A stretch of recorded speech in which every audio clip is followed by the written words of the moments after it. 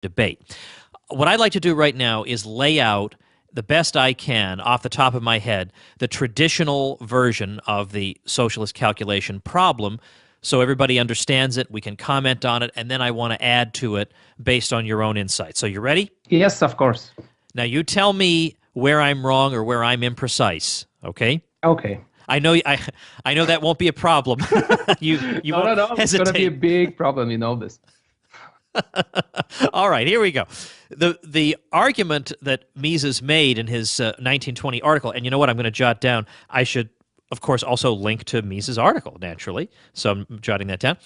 His article, Economic Calculation in the Socialist Commonwealth, is basically this, that the problem with socialism is fundamentally not the problem that if you have a society based on equality, so-called, then people will be less likely to work or they won't want to do the especially dirty work. It's not primarily that. The problem is that if you have a system in which one entity owns all the means of production, then it is impossible for you to engage in economizing behavior. And the reason for this is that when you have multiple owners of property, when those people buy and sell the various property that they own, the process of buying and selling gives rise to prices. But when one entity already controls and owns everything, therefore there wouldn't be any buying and selling. They already own everything. And if there is no buying and selling, there is no process by which prices emerge. And without prices, it becomes impossible to evaluate different production processes.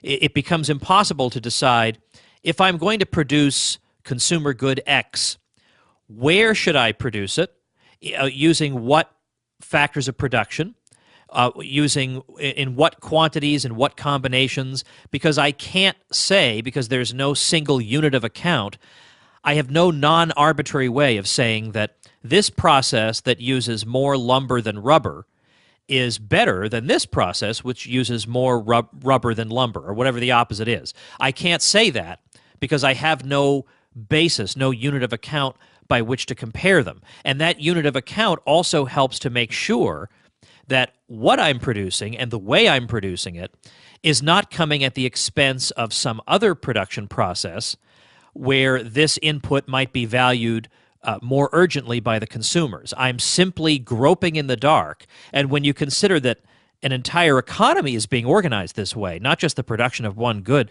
but an entire economy is being organized without the use of prices, the result has to be massive discoordination, chaos, ludicrously uneconomic production, and so on.